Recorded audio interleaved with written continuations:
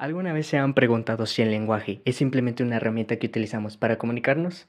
¿O tal vez algo más biológico o cerebral? Bueno, ¿por qué no me acompañan a averiguarlo juntos en este fascinante tema llamado lenguaje, biología y cerebro?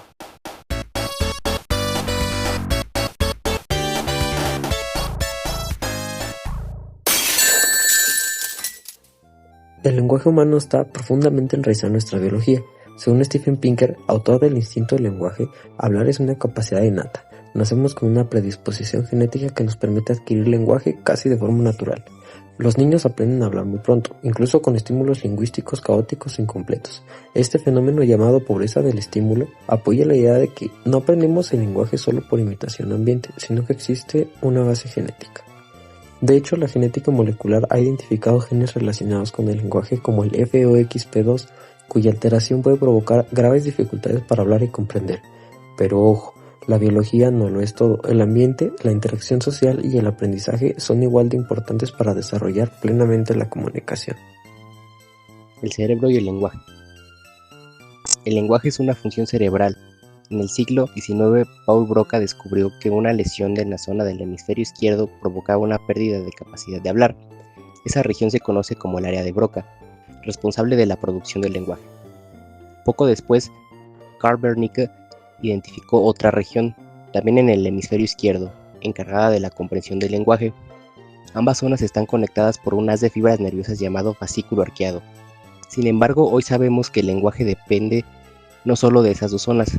Las técnicas de neuroimagen han revelado que intervienen muchas más zonas, incluyendo las regiones del hemisferio derecho y estructuras subcorticales.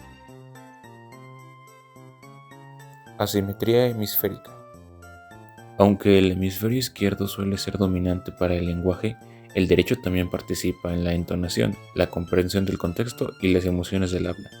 Los experimentos con pacientes de cerebro dividido realizados por Roger Sperry demostraron que cuando el cuerpo calloso se corta, cada hemisferio actúa de forma indiferente, revelando que el izquierdo piensa con palabras y el derecho piensa con imágenes.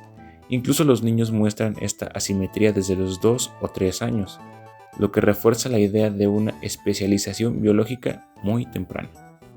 Los niños salvajes y su periodo crítico. Este siendo otro argumento más hacia la biología del lenguaje, donde se nos explica algo llamado periodo crítico, en donde esta es una etapa en donde el cerebro está específicamente preparado para empezar a adquirir el lenguaje. Hay muchos claros ejemplos sobre este tema. Por ejemplo, Ginny, la niña de California que creció aislada, o Víctor de Aveyron, muestran que si el niño no recibe estimulación lingüística durante estos primeros años, nunca llegará a desarrollar completamente su lenguaje, aunque reciba educación años después. Esto sugiere que el cerebro necesita una ventana de oportunidad para poder formar las conexiones neuronales necesarias para el lenguaje. ¿Alguna vez te has preguntado cómo es que investigamos el cerebro y el lenguaje? Hoy en día contamos con herramientas increíbles para estudiar cómo es que el cerebro procesa el lenguaje, tales como los ERP, potenciales evocados, que son los que se encargan de medir la actividad eléctrica cerebral al escuchar las palabras, o también la fMRI, la resonancia magnética funcional, que se encarga de mostrar qué áreas son las que se activan al hablar o leer.